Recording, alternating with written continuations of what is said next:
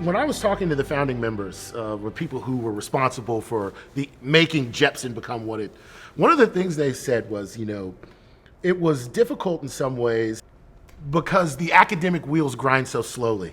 What was it like having an idea to establish a leadership school, then recognizing that implementing that in a college or university might take years? Well, I think any of us that have spent a lot of time around higher education, and those of us who either in our working lives or in our years after being students in those institutions understand that much of the greatness of those institutions is they're not susceptible to change every day. Right. They really live through the centuries. And this venerable old institution called the University of Richmond is no different. Mm-hmm. And I knew it was going to be maybe well received, maybe not well received. Right. But they used to have an academic gathering once a year over in the business school, and they would have the faculty in full regalia, and they would have some poor guinea pig who had either gone here or knew of the place who was going to lecture to that crowd. Uh-huh.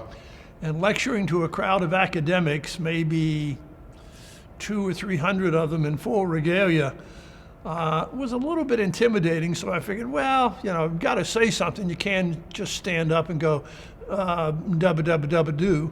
So I thought, well, I'll spring the idea of the leadership school on them.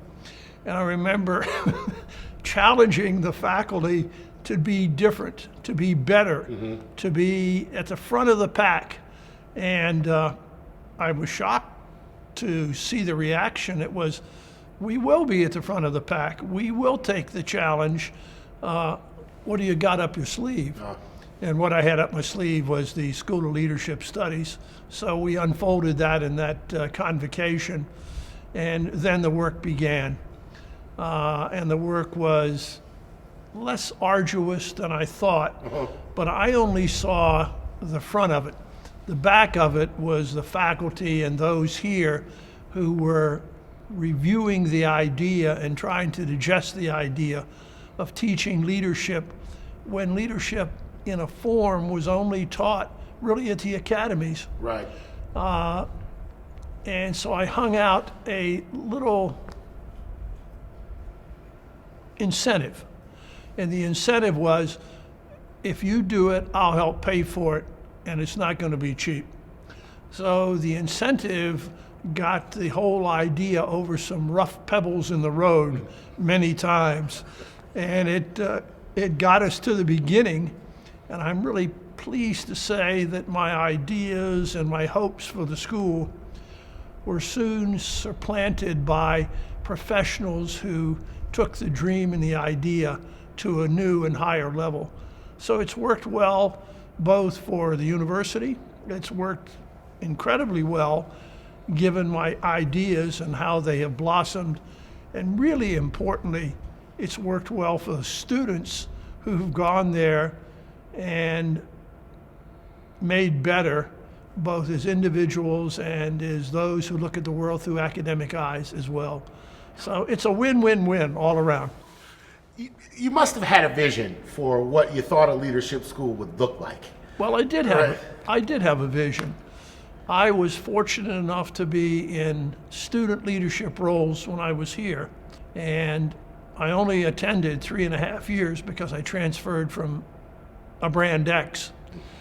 And I wanted, and I experienced so many good things by being a student leader, so many things that required me to be honest with myself and honest with my time, careful with my time. And I thought, I've received a great education just through leadership here, but it's been something that I've kind of stumbled through from one meeting to the next. And I think if I had been prepared in an academic way, I'd have been a heck of a lot better and made more success in everything that I had undertaken, being an academic as well as leadership. Right. So I fostered the idea to myself of why not a School of Leadership Studies that gives a person or the students the opportunity to look at life through how can I make it better rather than, oh, I've got to get through this class, or I've got to get through this job, or I've got to get through this day. And the more I thought about it, the more it took form. And I tried it here at the university, because where else would you go that would be able to do so much with an idea concerning leadership and education?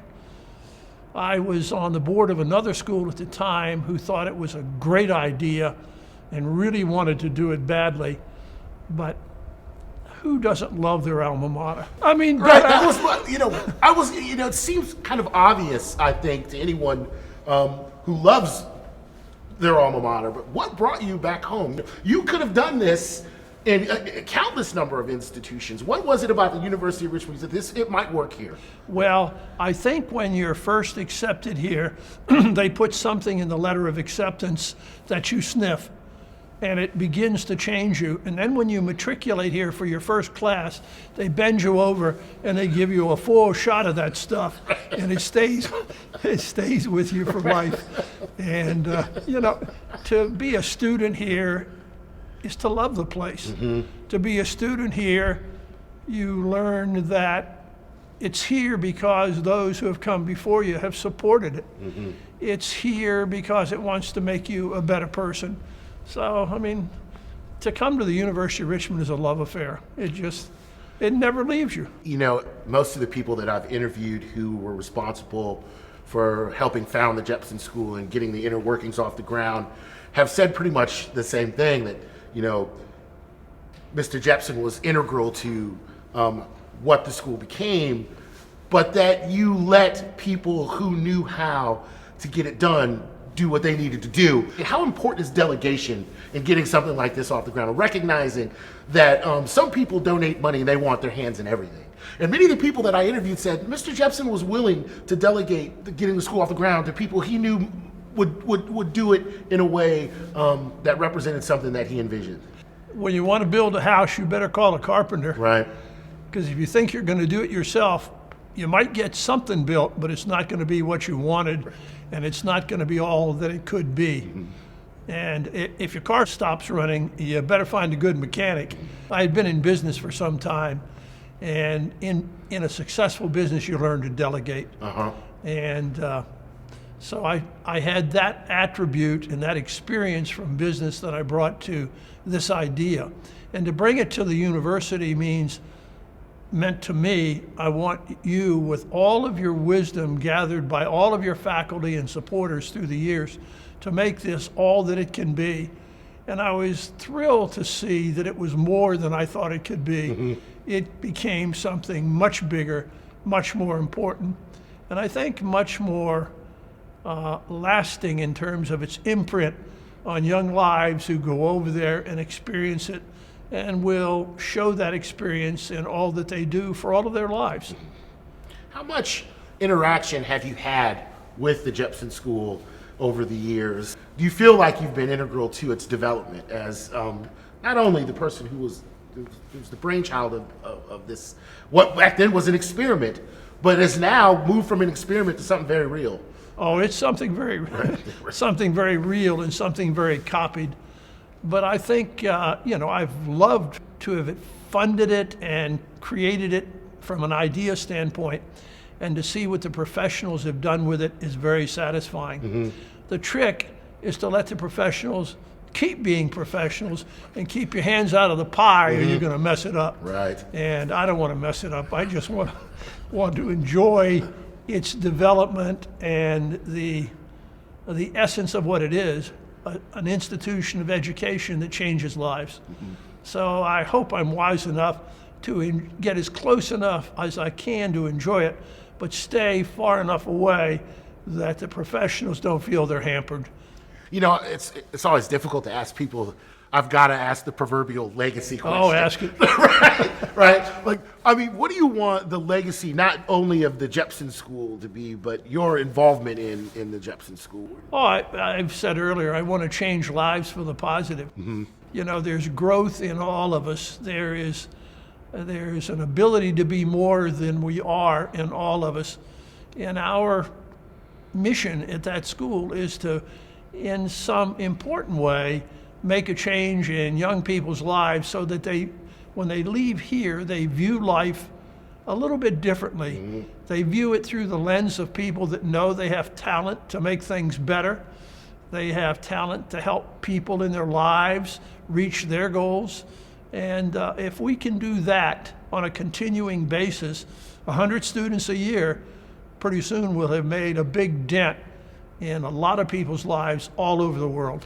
I can remember in recent years living through 2 recessions. I think there's a lot of skepticism nowadays about business and whether or not it's ethical. Like, how important to you was making sure that there was an ethical component in the Jepson School and thinking about leadership, not only as a relationship between the 5 schools in the business school and the University of Richmond, but in making sure that people who came through Jepson understood that there was a strong ethical component to getting an education in leadership studies? That was a big risk, wasn't it? Yes, it was. And it wasn't a foregone conclusion. It was, it was a really big risk. So when early on, when we were here at the university, way before the school was ever a reality, the school was a reality on paper, and we hired people to begin to put a curriculum together. And I got to know those people, and they all met the test. They were ethical. They, so to speak, drank the Kool-Aid and said, we can change lives in a positive way. And when you're talking about changing lives in a positive way, you don't do it unethically. You don't bend the rules. You don't cut the corners.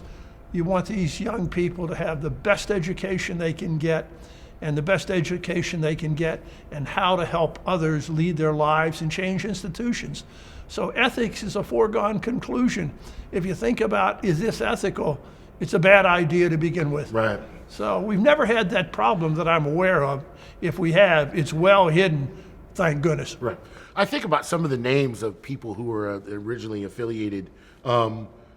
Rich Morrill, they all spoke fondly of you. I had to ask you this question.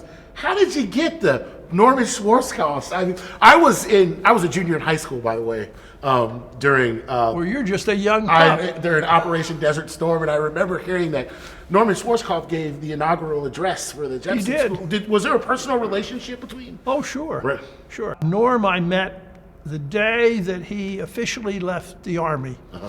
He was invited to a sporting clay shoot up in New Hampshire, I believe. And the person that was putting on that shoot called me and said, and I had accepted as well, it was people that thought they were good shots. Norm taught us all that we weren't. But we went to the shoot, and the person that put it on called and said, you're flying up, would you stop in New Jersey and pick up Norm Schwarzkopf? He has been invited and accepted. And I said, I'll be glad to. I didn't know him at all, except like all other Americans by TV, right, and what he had done for us in the Middle East. So I stopped in New Jersey and picked him up. And what a great guy he was. You know, he was just like the guy on TV. I mean, he was personable, he was smart, and he was a little cautious about the civilian world because everybody was kind of grabbing, wanting a piece of Norm. Sure. So I didn't grab it all. I just said, get on board and have a Coke or something stronger if you like. He had a Coke. So we went to this sporting clay shoot and all had a good time. And I took him back home to Florida, and we became close friends on that weekend. And so I asked him to be on the board of my company, and he accepted that. And we were very close friends until he died. He was a terrific guy and loved the idea of leadership. I mean, what 4-star general in the Army doesn't know about leadership? Right.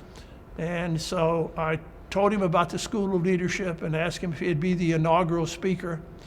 And he would love to do that. And he did. Introducing him that day was an interesting event because I was asked if I would introduce General Schwarzkopf, who had been in every living room in America for months. Right. So I stood up and I said, I have a great job today, and that's to introduce our guest speaker.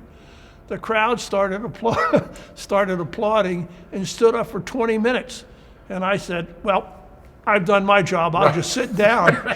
And Norm stood up, and of course the cheering went on.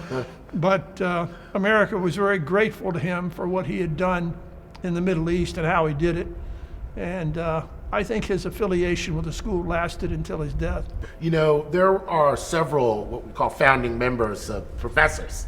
What was your relationship like with Joanne Chula and Tom Wren and Gil Hickman? Well, I met both of them before the school was ever formed. Mm-hmm. I mentioned earlier that we had brand new faculty, just 2 or 3, that we got together and said, we have a school now and it's funded, but we don't have any curriculum.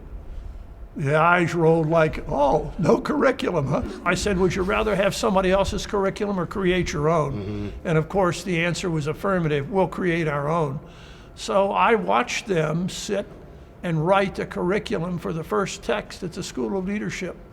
They were passionate about leadership. They were passionate about being able to start something that would forever have their imprint on it. Mm-hmm. And it does today.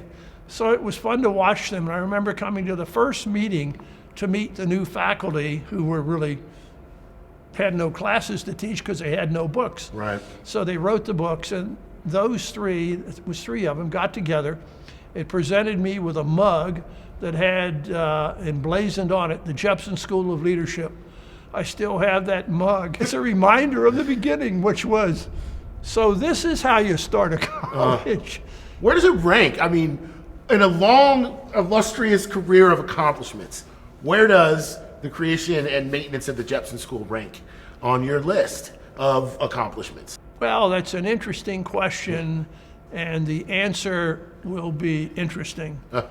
Without some success in business, the school would have been an idea with no attachment to reality. Mm-hmm. So accomplishment of success in business was absolutely essential to make that idea a reality. And then, of course, the idea itself was reminiscent of this august institution and what it had done for me and what it enabled me to do for myself. Mm-hmm. And that's really much at the heart of the creation of the School of Leadership. So business is important. The idea was important. But having my alma mater say, we'll do that, that was really important. And if you look at people today, let's take Claiborne Robbins, who is a giant. Right. He makes the giants look like midgets. Yeah, Robitus. he is a giant here. And Claiborne, with all of what he did in business, what's he remembered for? The Robbins School. The Robbins School. Right. The University of Richmond and his success. Mm-hmm. This school owes its continuance after 1969 on Claiborne Robbins. Right. And what an institution he built and helped succeed. If I'm known for anything, I think I'll be known for the Jepson School of Leadership. That's a brilliant point. You know, and even successful business people, sometimes people don't know precisely how they were successful in business. It's almost always the case, because in business we live by rules and we live in a society that's pretty structured. Mm-hmm. I mean, we have the SEC looking over public companies. If you're going to do something in a public company, you got to do it within the framework of rules. Mm-hmm. And when you live within those rules and you're successful, it's something to be proud of. But then you dig into the heart and the mind of the individual. And the heart and the mind will be greater than success in business. Mm-hmm. And that's what's happened here in 2 instances with Claiborne and myself. We'll be remembered for what we did at Richmond, not because of our business successes. I'm writing this history and reflection of 25 years plus of a school that in some ways people weren't sure what it was going to be. Now everyone knows precisely. It's not just the Jepson School of Leadership Studies within the context of the university. This is a household name in leadership studies around the world. Did you see it becoming as well recognized for the study of leadership? Well, I'll answer that in two ways. Of course, I am comforted that 600 institutions in the United States have created leadership programs since we started the Jepson School. Right. And that kind of flattery is very comforting. But that kind of flattery means that there are 600 schools out there that intend to be better than we are. Right. And as a consequence, that little pin in the derriere is always pushing, be better. Right. Stay in the front. Don't fall back in the pack.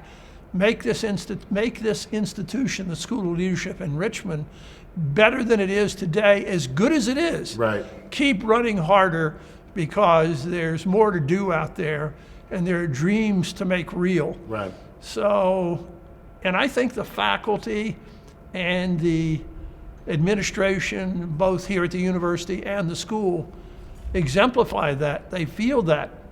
And our last little arrow that we've shot, maybe not a little arrow, but a big arrow, is the creation of the Oxford Scholars Program. Right. And we said, why not give our students a full ride to Oxford if they can get in for 1 year, and that ride will be tuition, room, board, and incidentals for living expenses. We thought that rounding of the education would be just a great addition to the education they received here. And sure enough, Oxford embraced the idea, the students here have embraced the idea, and all that we'd hoped for with that addition to the School of Leadership graduates has materialized, and we're so successful. They are so successful, and we are successful in our efforts to make the Jepson School a better place. It's a giant step. It's huge. I think, in any good historical analysis, in some ways, is a referendum on the present, or at least a question on how we got to now. Where do you see us? Where do you want to see us in the future? That's a ringer of a question. And it's a ringer of a question because when I thought about what I wanted the School of Leadership to be when we started it, it's grown way beyond my dream, way beyond my dream. So I'll answer today something that will be a dream today that I hope will be obsolete by the time you and I sit again together. And I hope that Jepson in the future will have people that are so in graduates that are so well respected and so accomplished, they'll be able to take what they are and who they are and make the world in general more interesting and more accomplished. The small step and start today, I hope we go way beyond that. And my dream today is to have Jepson scholars at Oxford in much greater number. And first they have to be accepted at the oldest university in the free world. I've been there. Which is no insignificant place. And to have our graduates accepted there and adding that to their litany of talent is a great dream. And I have a feeling they're going to do better than I even think they're going to do.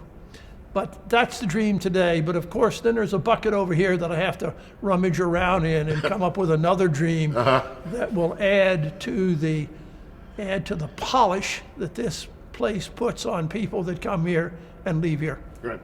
So the last question I have to ask is, how far has Alice been to the Jepson School of Leadership Study? She's an inspiration.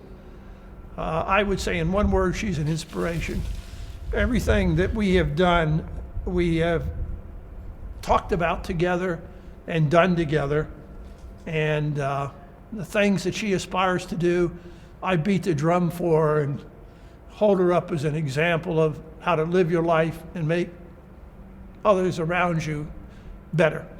And I think she's done the same for me. So what we do, or what each of us does as an individual, we do as a team. I think Alice is very proud of what we've done here. Of course, she's very proud of her own alma mater and what she's been able to do there. But I think we both want to say life was better because we were there.